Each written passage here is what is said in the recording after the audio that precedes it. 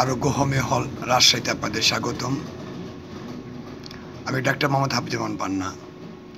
আজ আমি আপনাদের সামনে র্যাক্স 64 ওষুধ নিয়ে কিছু আলোচনা করব।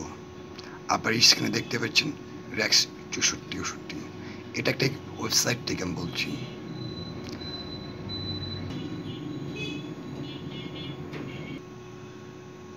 নিউমোনিয়া, ব্যাকটেরিয়া, ভাইরাস,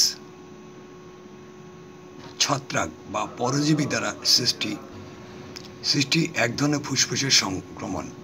সঠিকভাবে চিকিৎসা না হলে এটি জীবন বিপন্ন হতে পারে।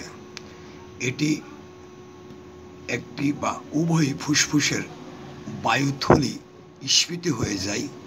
বায়ুর থলি পুঁজ বা তরল দিয়ে আটকে যেতে পারে, যার ফলে পুঁজ ও কফ, শ্বাস নিতে অসুবিধা এবং ঠান্ডা লাগা, জ্বর হতে পারে।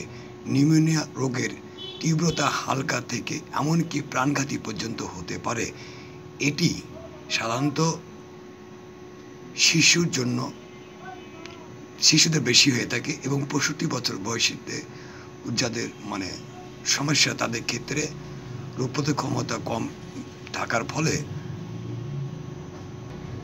তারা বিপজ্জনক এবং ঝুঁকি হতে পারে। আপনারা দেখতে পাচ্ছেন স্ক্রিনে যে ফুসফুস আপনার কেউ আক্রান্ত হয়েছে। নিউমোনিয়া হলে যে সমস্যাগুলো হয়ে থাকে তা কিছু তুলে ধরার চেষ্টা করছি। ফুসফুসের প্রদার কারণে নিউমোনিয়া হয়ে থাকে। কাশি হয়, বুক ব্যথা করে। যখন কাশি এবং বেশি জ্বর থাকে তখন কালো এবং পাতলা বা লালা বাইর হয়। রোগী অত্যাধিক অবসাদ এবং দুর্বলতা, তার সঙ্গে মাংসপেশির ব্যথা থাকে। হাত এবং পা নীলাভাব হয়ে যায়। জিহ্বার উপরে পাতলা একটা আবরণ পড়ে। রোগীর ক্ষুধা একেবারে থাকে না। শ্বাস নিতে রোগীর সমস্যা হয়। এক্ষেত্রে অবশ্যই আপনারা র্যাক্স 64 ব্যবহার করবেন। র্যাক্স 64 মূলত নিউমোনিয়ার একটা উত্তম প্রতিষেধক ওষুধ হিসেবে ব্যবহার হয়ে আসছে। র্যাক্স 64 ওষুধের সেবন বিধি: প্রাপ্তবয়স্করা 20 ফোঁটা, শিশুরা 10 ফোঁটা 1 ডোপ পরিমাণ পানির সঙ্গে মিশিয়ে সেবন করুন, অথবা একজন হোমিওপ্যাথি চিকিৎসকের পরামর্শ সেবন করতে হবে। র্যাক্স 64 ওষুধ সেবনে কোনো পার্শ্ব প্রতিক্রিয়া নাই। ওষুধটি সুগন্ধ দুর্গন্ধতে দূরে, শিশুদের নাগালের বাইরে, শীতল ও শুষ্ক স্থানে রাখুন।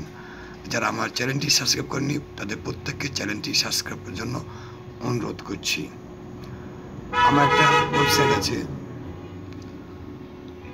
আপনারা লগ ইন করে দেখতে পারেন, www.aroghomeohol.xyz। এখানে আরও বিস্তারিত তথ্য আপনারা জানতে পারবেন। আপনাদের সবাইকে ভালো থাকুন সবাই, এই কামনা করি।